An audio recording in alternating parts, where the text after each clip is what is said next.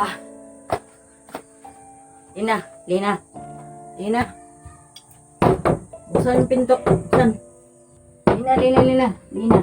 Buksan yung pinto. Bilis. Ah, ah.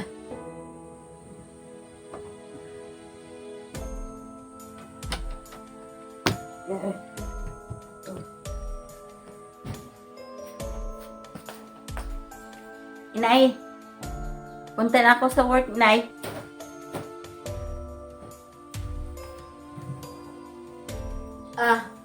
Sige anak ha. Okay, sige. Mag-ingat ka. Sige Inay, mag-iingat po ako. Okay Inay ha, halis na ako. Sige, bye-bye. Sige, bye-bye.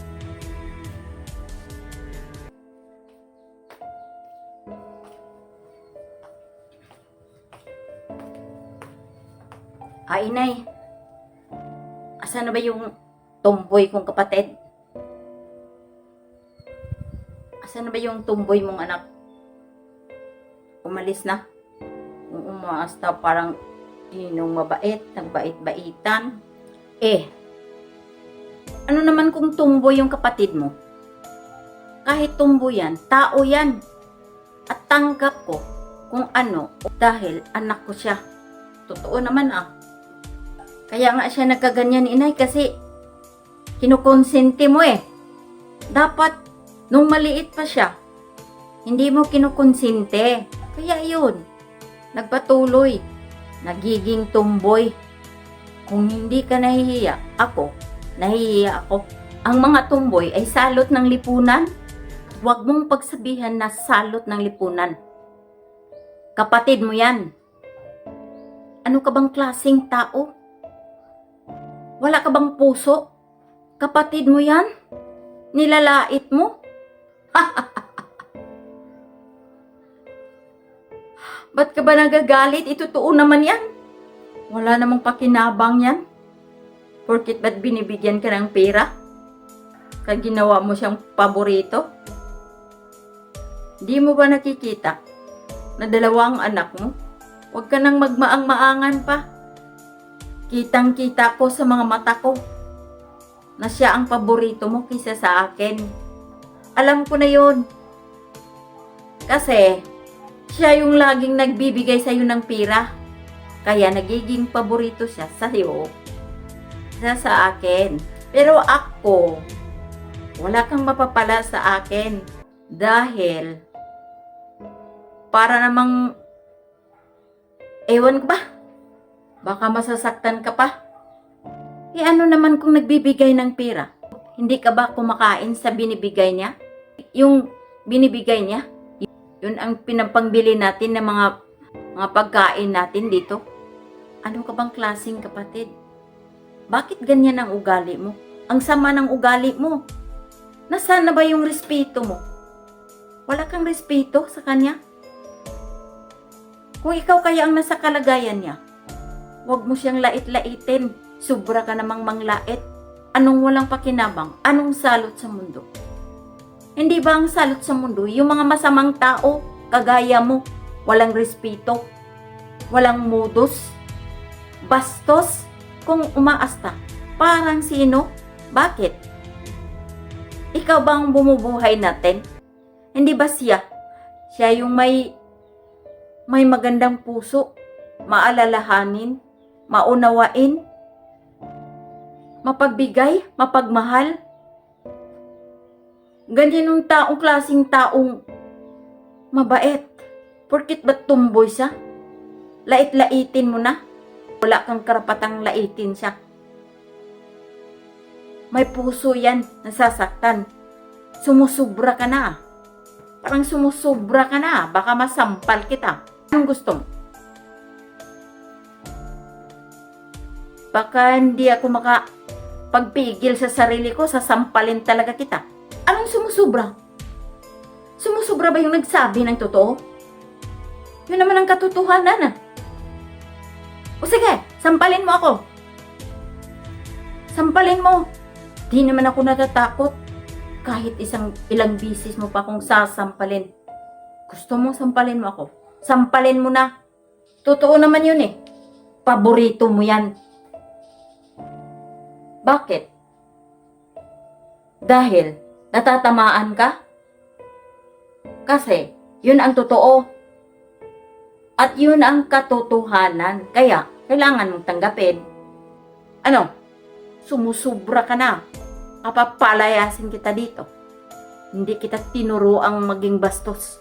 Huwag mo akong pagalitan. Kasi sinasabi ko lang yung totoo. Okay? Andyan ka na pala, anak. Inay, bibili tayo ng isang sakong bigas ngayon, ha? Kasi mahirap yung pag kilo-kilo lang bibilhin natin kasi dali lang maubos. Kasi gusto ko yung isang sako para matagal maubos. Kaya bigay ko to sa'yo, tapos bumili ka ng isang sakong bigas. Ito ko, inay. Salamat nito, anak, ha? Okay lang, inay. Walang anuman. Kaya nga ako nagtrabaho para sa atin. Lalo na ikaw, para sa'yo. Para naman makabawi ako sa lahat ng kabutihan mo sa akin. Napasalamat nga ako, nagiging ina kita. Kasi, napakabait mo. Tanggap mo ako kung ano ako. Oo nga, inay. Pagsipagan ko pa yung pagtrabaho ko para hindi tayo maghirap. Inay.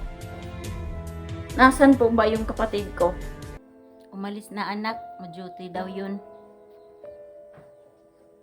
Kasi parang tingin ko sa kanya, parang ewan ko ba? Asamang ugali.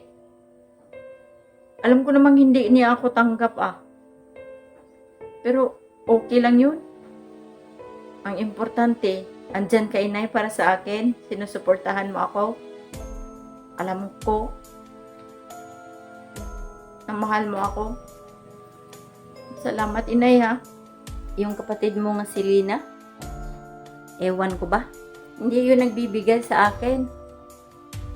May trabaho naman siya. Pero ni kahit minsan, hindi man lang nagbibigay. Laging ikaw na lang nagbibigay sa akin, anak. Nagpasalamat akong nagiging anak kita. Salamat, anak, ha. Hayaan ko na lang yung kapatid ko. O sige, inay. Pasok muna ako sa kwarto. Pilakay ko yung bag ko. O sige, inay.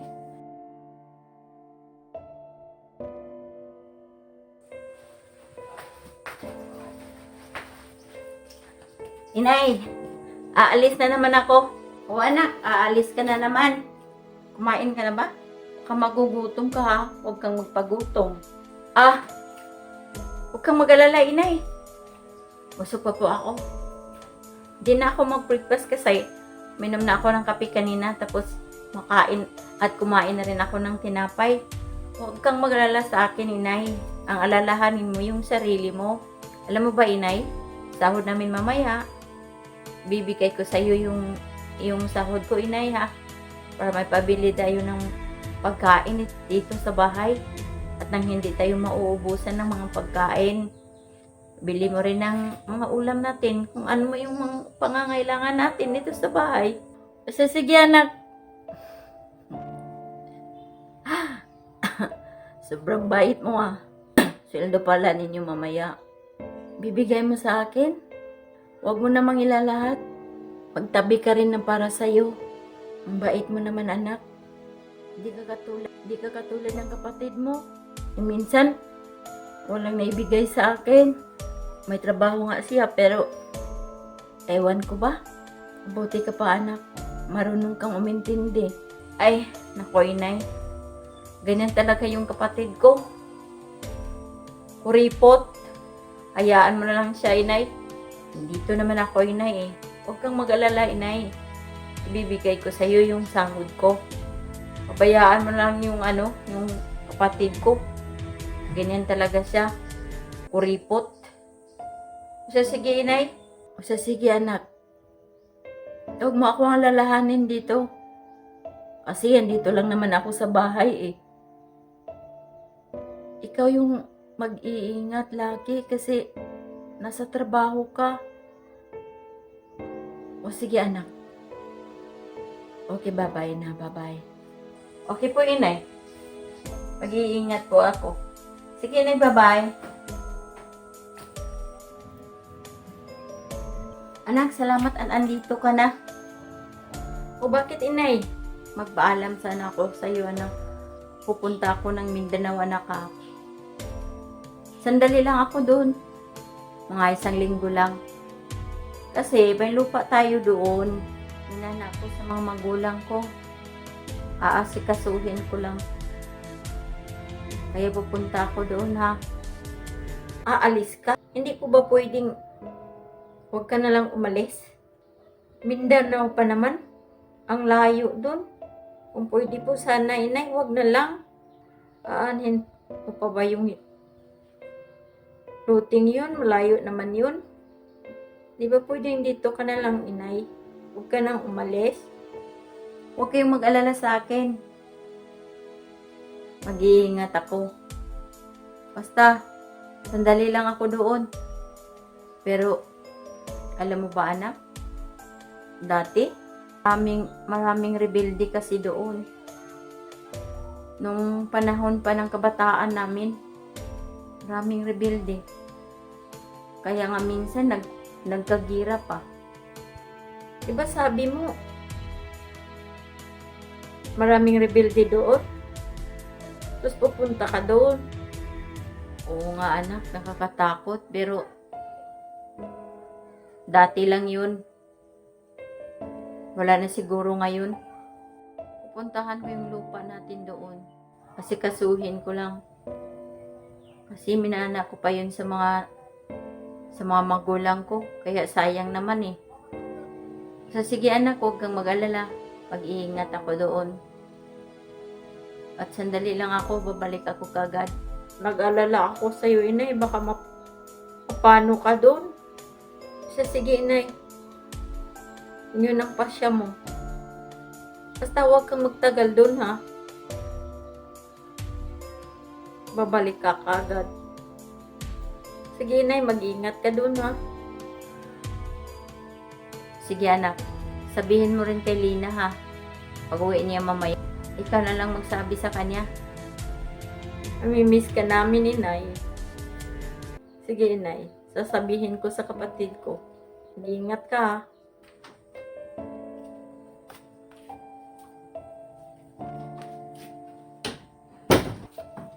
Ay, Lina, mabutit nakauwi ka na. May sasabihin ako sa'yo. Si nanay, umaalis, pupunta sa Mindanao. Ano? Umaalis si nanay, hindi nagpaalam sa akin? At saan daw siya magpunta? Sa Mindanao. Mag-asikaso daw ng lupa niya doon. Minana niya sa mga magulang niya. Sa Mindanao? Anong mangyayari kay nanay doon? Ikaw ang may kasalanan. Kasi hindi mo pinigilan. Pinigilan ko naman siya. Iwan ko ba sa'yo? Nasaan na kaya si nanay? Pag-iisang buwan na, hindi pa nakauwi.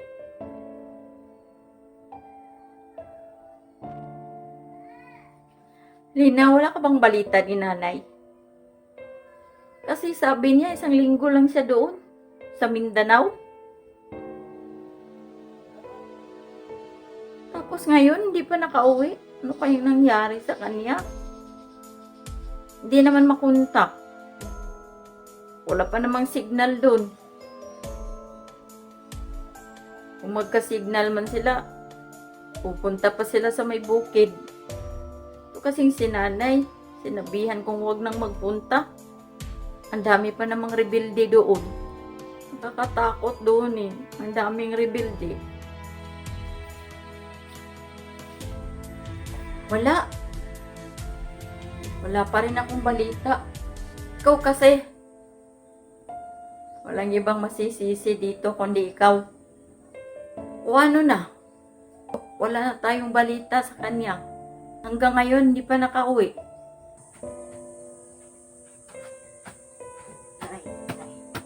Ay. Ah. Lina.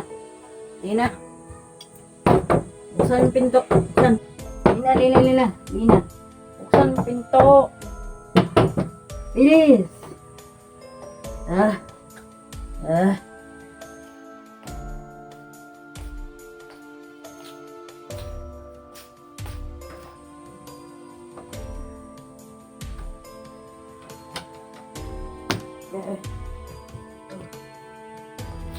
Oh, bakit ka pa umuuwing tomboy ka? At lasing ka na naman. Araw-araw ka na lang naglalasing? Bakit hindi ka lang naman tuluyang mawala sa paningin ko? Nakakahiya ka? Araw-araw ka na lang naglalasing? Iwan ko ba sa'yo? Alam mo ba, simula pa noon hanggang ngayon, hindi kita tanggap bilang kapatid. Ito lang ang nakakaintindi sa buhay ko. Ito lang ang karamay ko.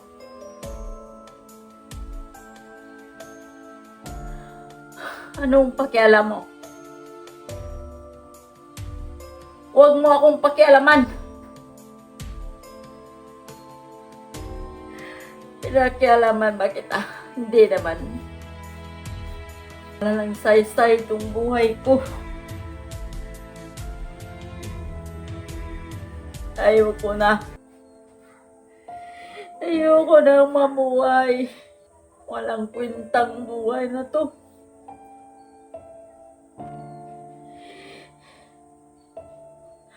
Lalo nang nawala si nanay. Wala nang tagapayo sa akin. Siya lang nakakaintindi sa sarili ko. At wala nang iba.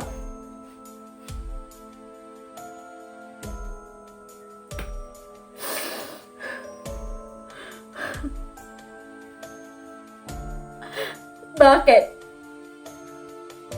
Anong pakialam mo? Buhay ko to. Huwag mo akong pakialaman.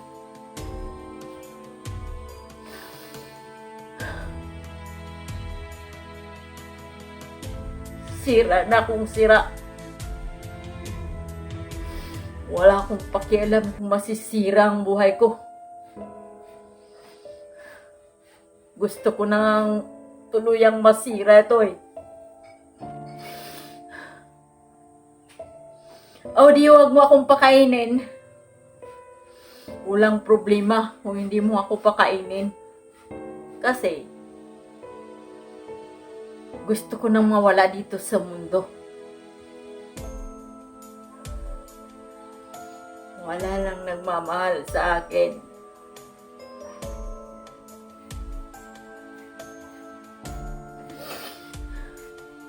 Mga hayop sila. Mga hayop.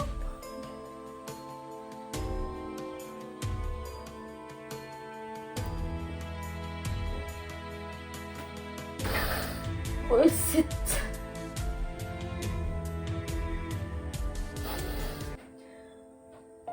Wala na yung taong mahal ko. Pati ba si nanay nawawala? Ayoko na. Ayoko na.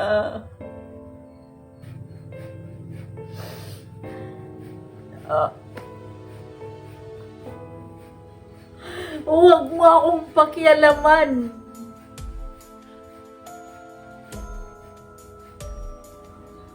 Oh, ikaw na ang magaling.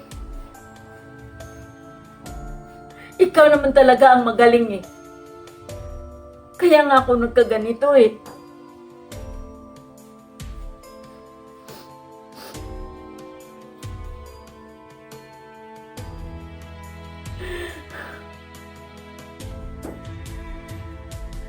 Kasi hindi niyo nakikita yung kabutihan ko.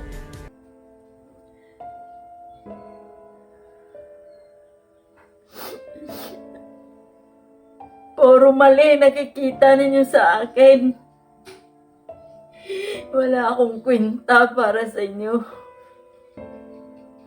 Kaya huwag mo akong pakialaman. Oo nga, wala akong kwenta, kapatid. Kasi hindi mo nakikita kung anong kabutihang nagawa ko sa inyo.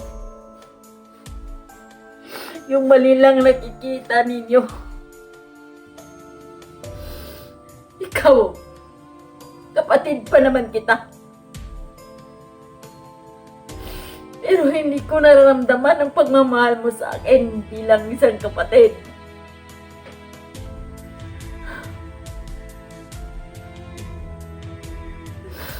Ang lahat ay sinusumbat mo sa akin. Ano bang kasalanan ko sa'yo? Nakakahiya ka talaga. Tingnan mo yung ginawa mo. Mabutit alam mo. Nang simula pa noon, hindi talaga kita tanggap. Salot ka ng lipunan. Yung mga kagaya mo, mga salot sa lipunan, nakakahiya, umaastang parang lalaki. Ano ba yan? Hindi ka ba nahihiya sa sarili mo? Tingnan mo nga yung sarili mo.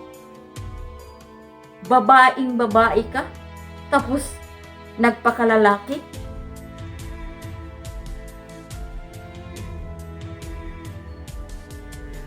Ay, nako.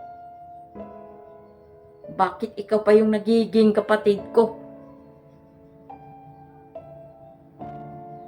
Sumasakit yung ulo ko sa'yo. Nakakahiya ka. Salot ng lipunan. Maglasing ka naman ng maglasing. Wala akong pakialam. Wala nga naman akong pakialam sa'yo eh. Ikinahiya kita. Oh, alam ko, ikaw yung paborito ni nanay kisa sa akin. Kisa sa akin na babaeng babae at sexy. Samantalang ikaw, nagpakalalaki. Na babae naman talaga. Ano bang nakikita ni nanay sa'yo? Alam ko na. Kung bakit ikaw yung paborito ni nanay. Kasi bida-bida ka, di ba? Lagi mong binibigyan si nanay ng pera. Yung sahod mo, wala nang matitira sa sarili mo. Binibigay mo lahat ni nanay para lang, para tanggapin ka na bilang ganyan.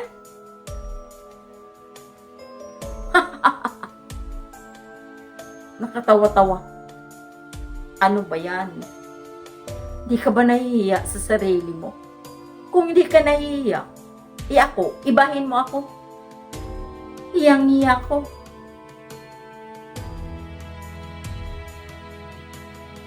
Ni minsan hindi ko pinapangarap na may magiging kapatid ako na kagaya mo. Yeah. Nag-astig-astigan. Astig-astigan lang naman pala. Wala namang ibubuga. Anong babae? Anong babae?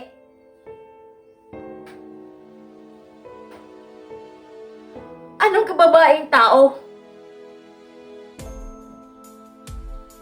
Sa tingin mo lang yan, babae ako.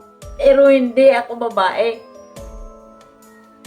Lalaki ang puso ko. Bakit? Kasalanan ko bang maging ganito ako? Hindi mo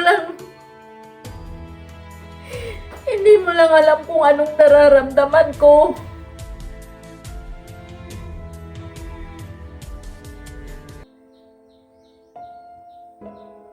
Kasalanan ko bang maging ganito ako? Kasalanan ko ba yun? nanay lang ang nakakaintindi sa akin.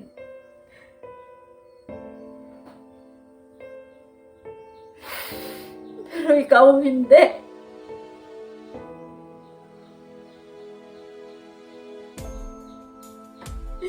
Kaya nga ako naging halos araw-araw akong naglalasing dahil sa'yo. Kasi sinusumbat mo ang pagkatao ko. Hindi mo alam kung gaano kasakit para sa akin. Ano ba kasi yung gagawin ko? Ano ba?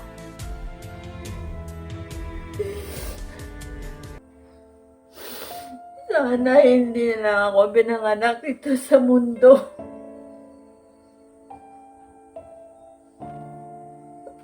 Ano ba ang gagawin ko?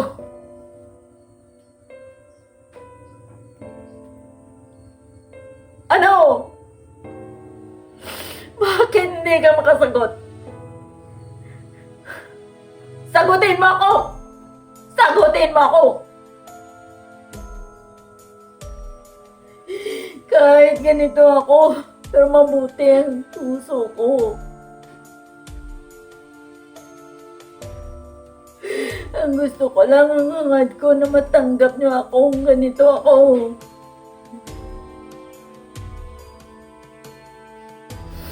Pero kung ayaw mo, hindi kita pipilitin. Kalimutan mo lang magkapatid tayo. Huwag mo akong pakialaman kung anong gagawin ko sa buhay ko.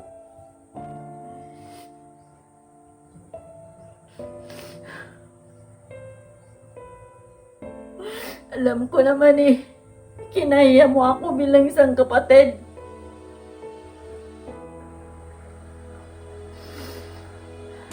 Kaya nga masakit sa akin na wala si nanay kasi siya lang ang nakakaintindi sa akin. Si nanay lang ang taong nakakaintindi sa buhay ko.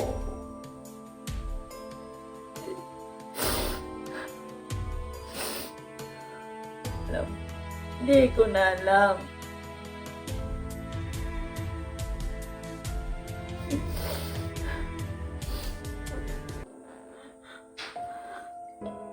Huwag mo akong pakialaman.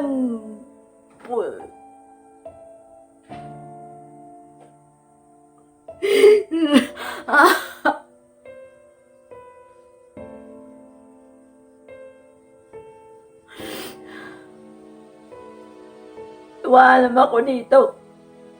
Umalis ka dito. Gusto kong mag-isa. Hindi kita kailangan dito.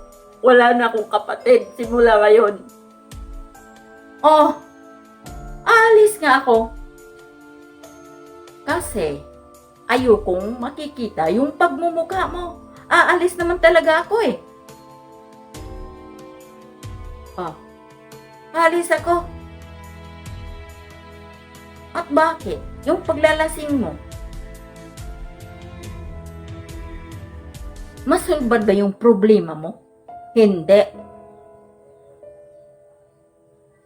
Para masulbad yung problema mo, iuntog mo yung ulo mo sa pader. O di kaya sa simento. Para matauhan ka at makita mo yung sarili mo na malaking babae ka at hindi ka lalaki. Yun, tandaan mo yun. Diyan ka na nga.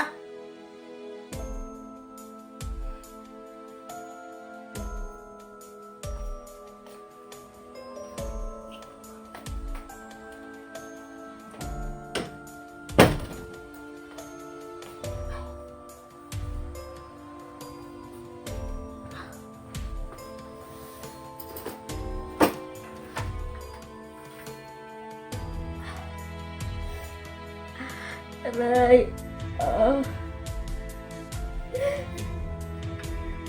Ay,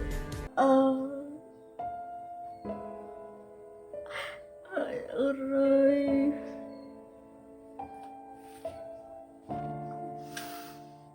Malala na raw yung hyper ko. Ano ba to? Wala pa naman akong pera pambili ng gamot.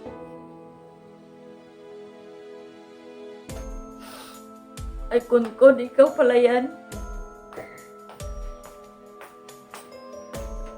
O, bakit, Lina? Anong nangyari sa'yo? Sakit yung tiyan ko dahil sa hyper. Pa-check up ako kanina pag uwi ko galing sa work. Yung sabi ng doktor, malala na raw yung hyper ko. Kaya hypertension daw ako. Kaya mahapdi yung sikmura kong sakit. At uminom ka na ba ng gamot? Wala pa naman akong pangbiling gamot. Ano? Wala kang pira? Nagtrabaho ka tapos wala kayong pira?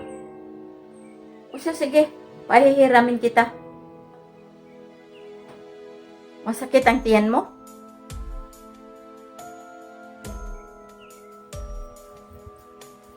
Sige, bumili ka ng gamot. Pahihiramin kita. Pahihiramin mo ako? Hindi kita tinatratong kapatid. Pahihiramin mo pa rin ako. Ang bait mo naman. Sorry ha. Pinasaktan kita. At pinagsabihan ng ano-ano. Sorry talaga. Sorry talaga. Pwede ba kalimutan na natin yung nangyayari? Hay nako. Kalimutan mo na yan. Matagal na pinatawad kita. Magkapatid tayo. At alam mo ba kung gaano ako kasaya ngayon? Kasi may nakapagsabi sa akin na buhay pa raw si nanay at pauwi na siya. Kaya napasalamat ako sa Panginoon. Dininig niya ang mga panalangin ko sa kanya.